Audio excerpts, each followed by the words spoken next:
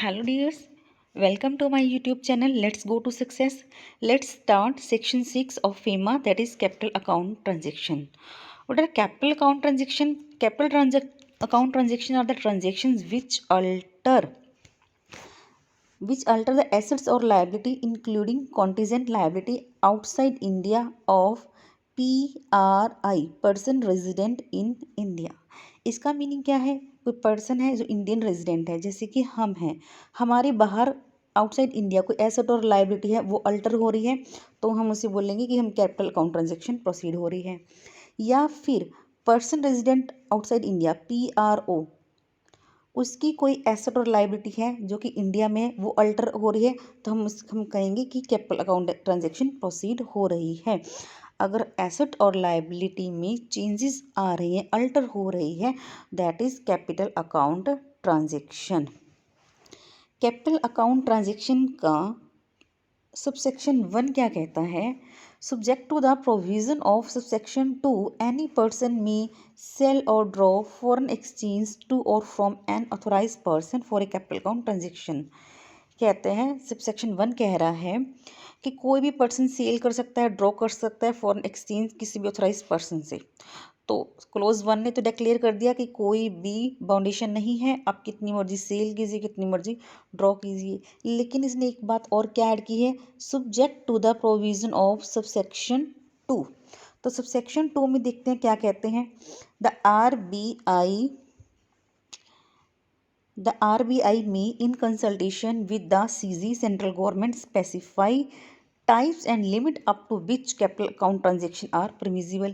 RBI central government के साथ consult करके टाइप्स और लिमिट फिक्स कर सकती है कैपिटल अकाउंट ट्रांजेक्शन का, जो परमिजिबल है और जो क्या है, प्रोहिबिटेड है।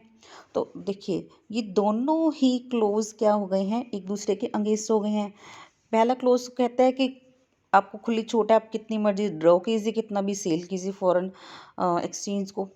लेकिन दूसरा क्या है, पहले क्लोज के साथ, पहले सबसेक्शन के साथ क्लैश कर रहा है। वो कहते हैं कि RBI सेंट्रल गवर्नमेंट के साथ मिलकर क्या करेगा, फिक्स करेगा कि कौन सी टाइप्स की और कितनी लिमिट तक की ट्रांजेक्शन क्या है, परमिजिबल है। तो इसीलिए क्लोज 1 में कहा गया था subject to the provision of subsection 2। Subsection 2 को ध्यान में रखते हुए और आप सब सारी जो ट्रांजेक्शन्स हैं आप प्रोसीड कर सकते हो। और इसमें एक और बात कही गई है, RBI shall not impose any restrictions on the drawal of forex for payment due on the account of amortization of loan or for depreciation of direct investment। RBI आपको कोई बाउंडेशन नहीं लगाएगा, कोई प्रोविजन नहीं लगाएगा आप पर, अगर आपने फॉरेन एक्सचेंज ड्रॉ कर रहे हो, दो बातों के लिए। First is amortisation of loan. Amortisation of loan means आप लोन की पेमेंट कर रहे हो। लोन कौन सा होना चाहिए? Long term loan. Long term loan, short term loan कहाँ आता है? करंट अकाउंट ट्रांजेक्शन में। लॉन्ग टर्म लोन कहाँ आता है? कैपिटल अकाउंट ट्रांजेक्शन में। अगर आप लॉन्ग टर्म लोन की पेमेंट कर रहे हो तो आप पैसा विदड्रॉ कर सकते हो, आप ट्रांजेक्शन कर सकते हो, आपको RBI मना नहीं करेगा, RBI नहीं रोकेगा। अगर इनके ऊपर इंटरेस्ट की बात करें, इंटरेस्ट ऑन लोन, तो इंटरेस्ट कहाँ जाएगा? That is current account transaction. हम रीपेमेंट की बात कर रहे हैं, वो भी लॉन्ग टर्म लोन की। अगर लॉन्ग टर्म लोन की पेमेंट कर रहे हैं तो कैपिटल अकाउंट ट्रांजेक्शन को प्रोसीड कर सकते हैं, RBI आपको नहीं रोकेगा। Second thing is depreciation of direct investment. आपने इंडिया के किसी पर्सन ने बाहर ब्राज़ील में, रशिया में, चाइना में डायरेक्ट इन्वेस्टमेंट की हुई है और उसमें डेप्रिशिएशन आ गया, मतलब कि कुछ कमी आ गई है, आपकी वैल्यू कम हो गई है, तो आप पैसा बाहर और बेच सकते हो, अब और पैसा लगा सकते हो, RBI आपको नहीं रोकेगा। तो हम कह सकते हैं capital account transactions relate to the movement of capital. Movement of capital, जो फॉरेक्स है, फॉरेन एक्सचेंज इनफ्लो हो रही है, आउटफ्लो हो रही है, पैसे से रिलेटेड जो भी ट्रांजेक्शन्स होंगी, that are capital account transactions. तो देखते हैं permissible CAT means capital account transactions. First में हम रीड करेंगे permissible permissible CAT capital account transaction for PRII person resident in India, या फिर permissible capital account transaction for PROI person resident outside India. First category में है permissible cat for PRI, जो हम हैं, जैसे कि हम इंडिया में रिजाइड कर रहे हैं, हमारे लिए ऐसी कौन सी ट्रांजेक्शन है कैपिटल नेचर की ट्रांजेक्शन जो हम प्रोसीड कर सकते हैं। First one is investment by PRI in foreign security. हम किसी भी फॉरेन सिक्योरिटी में, फॉरेन कंपनी में पैसा इन्वेस्ट कर सकते हैं, लेकिन कुछ लिमिट्स होते हैं, कुछ रूल्स एंड रेगुलेशंस होते हैं जो RBI हमें इशू करता है, हमें उनको फॉलो करना पड़ता है, बट हम किसी भी फॉरेन सिक्योरिटी में अपना पैसा इन्वेस्ट कर सकते हैं। हम फॉरेन करेंसी में लोन ले सकते हैं इंडिया में या फिर अब्रॉड में। Transfer of immovable property outside India by PRI person resident in India, जैसे हम हैं, हम किसी भी इमूवेबल प्रॉपर्टी जो कि आउटसाइड इंडिया है उसे ट्रांसफ़र कर सकते हैं। लेकिन इस पॉइंट पर मैं स्टार बनाऊंगी। भी हमने स्टार क्यों बनाया, इसके कुछ प्रोविजंस हैं, कुछ रेगुलेशंस हैं जो हमें फॉलो करने पड़ते हैं, वो हम आगे पढ़ेंगे। Next is guarantees issued by PRI in favour of PRO। कोई भी PRI PRO की फेवर में गारंटी इशू कर सकता है। हम होल्डिंग ऑफ करेंसी कॉइन को एक्सपोर्ट इंपोर्ट कर सकते हैं। Maintenance of foreign currency account in India and outside India by PRI। कोई भी PRI इन इंडिया या outside India foreign currency account maintain कर सकता है। Taking out the insurance policy bye PRI from an insurance company outside India. India के बाहर foreign की कोई इंश्योरेंस कंपनी है, हम उनसे इंश्योरेंस पॉलिसी ले सकते हैं। या फिर हम किसी भी PRO को लोन और ओवरड्राफ्ट फैसिलिटी दे सकते हैं। हमें ऊपर परमिजिबल कैट पड़ी जो कि PRI के लिए थी, पर्सन रेजिडेंट इन इंडिया। लेकिन कुछ ऐसी भी कैट हैं, कैपिटल अकाउंट ट्रांजेक्शन्स हैं जो PRO के लिए भी परमिजिबल हैं, पर्सन रेजिडेंट आउटसाइड इंडिया। वो कौन सी है? First one is investment in India by PRO in body corporate issue security by way of contribution in form of proprietorship और AOP। कोई भी बाहर का फॉरेनर आकर यहाँ पर इंडिया में इन्वेस्टमेंट कर सकता है, बॉडी कॉर्पोरेट में जो सिक्योरिटीज इशू करती हैं, या फिर फर्म में, पार्टनरशिप फर्म में, एसोसिएशन ऑफ फर्म में कंट्रीब्यूशन के थ्रू इन्वेस्टमेंट कर सकता है। That is foreign direct investment को प्रमोट करने के लिए RBI ने, CG ने कुछ छूट दी है। Second is acquisition and transfer of immovable property in India by PRO। बाहर का कोई पर्सन आकर, पर्सन रेजिडेंट आउटसाइड इंडिया, हमारे इंडिया के किसी से इमूवेबल प्रॉपर्टी को एक्वायर कर रहा है, ट्रांसफ़र कर रहा है, इस पे भी मैं बनाऊंगी स्टार। इसके कुछ रेगुलेशंस हैं जो हम आगे पढ़ेंगे। Next is guarantee by PRO in favour of PRI। PRI के फेवर में गारंटी दे सकता है। Important export of currency notes by PRO। Foreign currency account maintain कर सकता है। जो हमें PRI के लिए पड़ी थी ट्रांजेक्शन्स जो कि परमिजिबल हैं, उनके अंगेंस्ट वही सेम कुछ क्या है PRO के लिए भी परमिजिबल है। लेकिन PRO के लिए प्रोविजंस क्या है कि वो पैसा कहाँ इन्वेस्ट नहीं कर सकते। Business of chit fund, Nidhi company, agriculture, plantation, construction of farm house, trading in transferable development rights. इन बिजनेस में PRO पैसा इन्वेस्ट नहीं कर सकते। जैसे कि एग्रीकल्चर है, प्लांटेशन है, फार्म हाउस है, इनको प्रोटेक्ट करने के लिए इंडियन गवर्नमेंट ने कुछ रूल्स बनाए हुए हैं। इन पर PRO person resident outside India पैसा इन्वेस्ट नहीं कर सकते। एक है ट्रांसफरेबल डेवलपमेंट राइट्स। ये क्या होते हैं? जैसे कि गवर्नमेंट है, कोई ज़मीन जब्त कर लेती है, हथिया लेती है, गवर्नमेंट के पास चली जाती है, तो गवर्नमेंट बदले में उस ज़मीन के मालिक को कोई और ज़मीन देती है। तो उस जो इस ज़मीन का मालिक है, उसको कोई और ज़मीन मिल गई तो उस पर राइट होता है कि उसको ट्रांसफ़र कर सकता है, सेल कर सकता है। That is transferable development right. तो इन सभी बिजनेस में PRO का कोई राइट नहीं है, वो इनमें इन्वेस्ट नहीं कर सकता। तो जो हमने स्टार्स लगाए थे, हम उनके बारे में पढ़ रहे हैं। एक्विजिशन और transfer of immovable property. E movable property का एक्विजिशन हो रहा है और ट्रांसफ़र हो रहा है।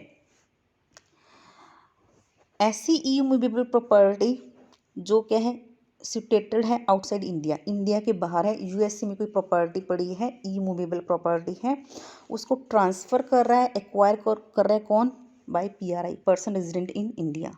या फिर ऐसी कोई ई मूवेबल प्रॉपर्टी जो सिचुएटेड है इंडिया में, इंडिया की कोई प्रॉपर्टी है, उसे ट्रांसफ़र और एक्वायर कौन कर रहा है, बाय इंडियन सिटीजन, इंडिया का कोई सिटीजन है लेकिन वो रिजाइड कहाँ कर रहा है, बाहर कर रहा है।